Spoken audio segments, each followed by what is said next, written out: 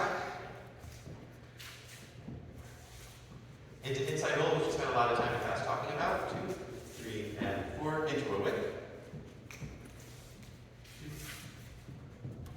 5, 6, 7, and 8. Cool. Then we did a little bit of turn technique drills. So we did a prep drill in class. So the prep drill went tiny prep, big prep, tiny prep, big prep. We talked about incorporating the arms, bring arms down, tiny prep, open on the big prep. We did it from both sides, tiny prep, big prep. We talked about tacking, like not putting weight on the foot until you put weight on the foot and turn on it. So like when you're opening up for the prep, you're gonna keep your weight over this foot, the back foot, and be able to tap the front. Same on each side. Then we did shinny turns, putting in that little prep exercise. So that went tiny prep, big prep, and we started by pausing in the middle, tiny prep, big prep, pause, open. And then we did tiny prep, big prep, full turn, open. We talked about how opening your arms will help you control the deceleration of the turn. We talked a little about thinking about hips and hip angle as something that will help you control the rotation in the turn. We also talked about using your heels a little bit.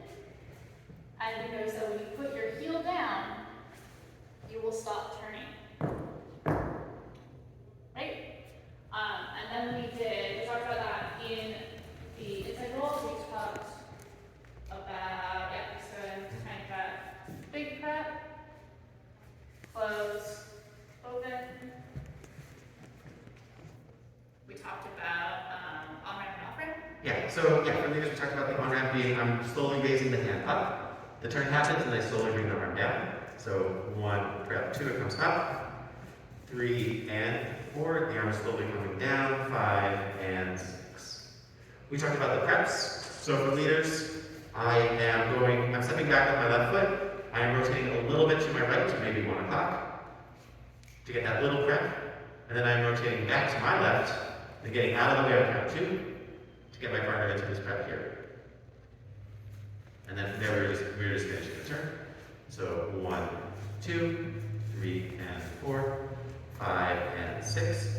We talked to the leaders, this is like a left side pass. I'm doing it like a 3-point turn. I'm curving out of the slot for 1, 2, so that the follower's path is clear. 3 and 4, I get back into the slot. And at the very, very end, we tacked on a double cycle.